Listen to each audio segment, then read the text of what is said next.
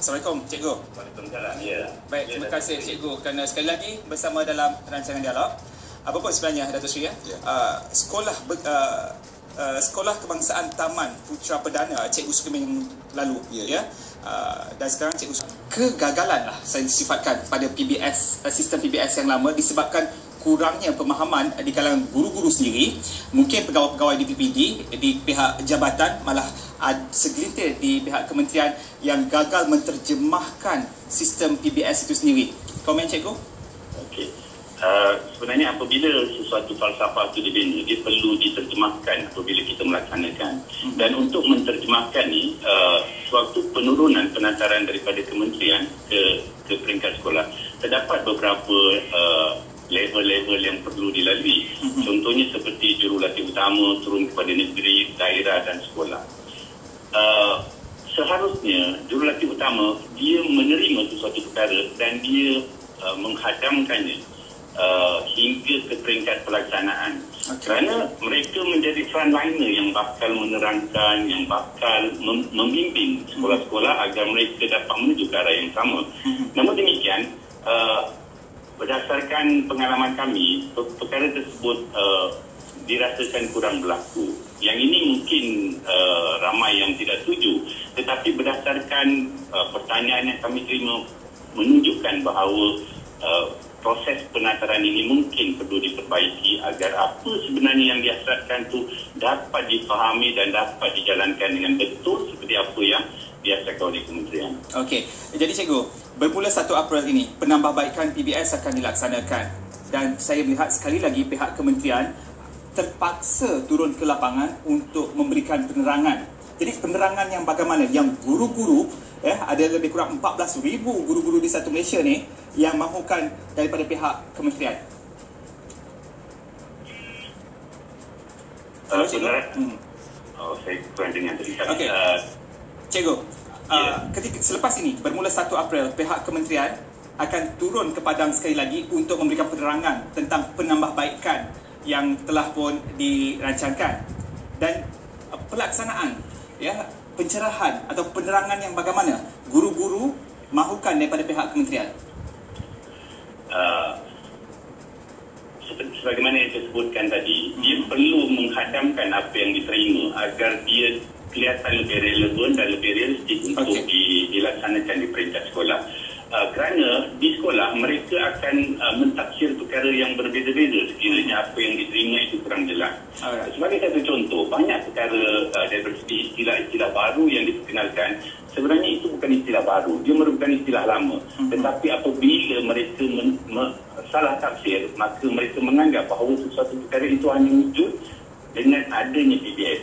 Sebagai satu contoh, pentafsiran formatif sudah berzaman-zaman dia dilakukan. Tetapi apabila PBS datang, ramai yang menganggap bahawa dia hanya muncul dalam PBS dan dia merasakan bahawa ada sesuatu perkara baru yang perlu mereka lakukan, menambah daripada beban tugas yang sedia ada. Jadi perkara demikian itu perlu diperjelaskan kepada para guru. Okey, akhir sekali Cikgu, ada soalan kepada Datuk Seri? Datuk Seri, terima kasih di atas peluang yang diberikan.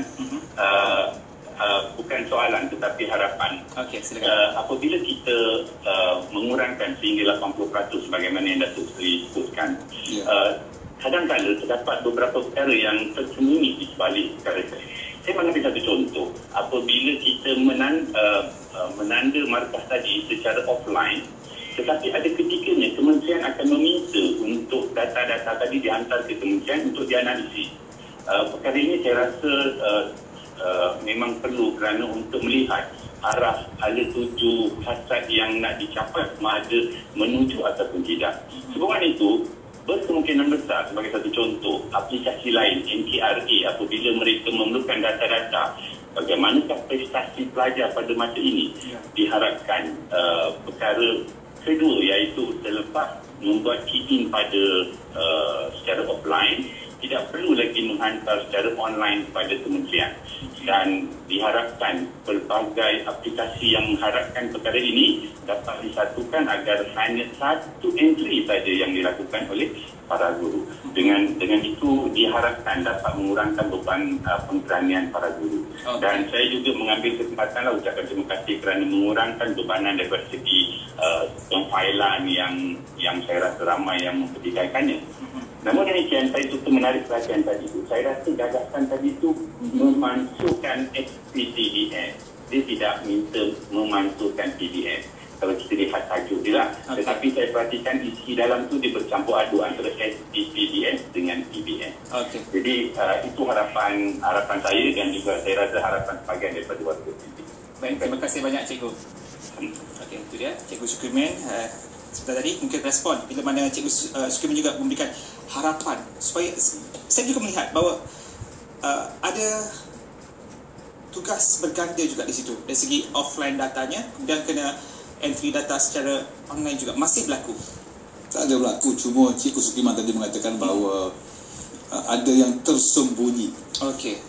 Memang wujud yang tersembunyi tu. Saya tak kata wujud. Saya minta Cikgu Syukrimin terus menghubungi kita. Kerana kita akan sentiasa berhubungi. Kerana proses ini belum lagi mantap. Kerana saya katakan kefahaman ke tempat lain memakan masa hingga 10 tahun. Satu perkara baru yang hendak lakukan kepada 420,000 guru. Memang ada pusarannya, ada segi kefahaman. Dan betul lah kata Cikgu Syukrimin tadi, memang ada isu komunikasi yang perlu diperkemaskan lagi, perlu dimantapkan lagi, perlu diperbanyakkan lagi supaya jurulatih kita tadi tidak ada masalah dari segi. Jadi mungkin dulu kerana banyak sangat perkara-perkara baru, sekarang sudah bila tidak ada lagi bila ni offline, evidence scripted dah dikurangkan 80%. Jadi banyak isu telah selesai sebenarnya. Okey, baik. Jadi saya kembali kepada soalan daripada Nur Hidayah ini, Dato' Sri ya. Apapun katanya, terima kasih kepada dia. Okey, sama-sama. Namun katanya PBS merupakan satu inisiatif yang baik untuk wujudkan more humanistic education. Okey, walau bagaimanapun saya masih percaya bahawa peperiksaan yang lain masih perlu dijalankan, tidak perlu dimasukkan. UPSR yang perlu diteruskan sebagai satu motivasi. Namun katanya di sini ukuran psikometrik kurang jelas pelaksanaannya. Akan dijelaskan cara mana ianya akan dilaksanakan. Sebenarnya pengukuran psikometrik tidak payah sebenarnya. Cuma pelajar-pelajar akan diberi ujian kecenderungan mereka dan selepas itu hanya direkodkan dalam buku. Ya, sebenarnya satu perkara yang senang, bukan satu perkara yang payah. Kerana soalan-soalan psikometrik telah siap menyertai isi bila mengisi jawapan-jawapan tersebut, kita boleh menilai kecenderungan pelajar-pelajar tersebut. Jadi tidak ada masalah langsung sebenarnya. Dan paling kerap banyak persoalan yang dikemukakan juga bagaimana PT3 pentaksiran tingkatan 3 akan disanakan. Namun sebelum itu, Dato' Sri, seorang pemanggil di talian. Hello, Assalamualaikum. Ya, saya daripada Sarawak tadi. Sorry. Okey, daripada Sarawak. Siapa di talian? Silau ya? Okey, soalannya silakan.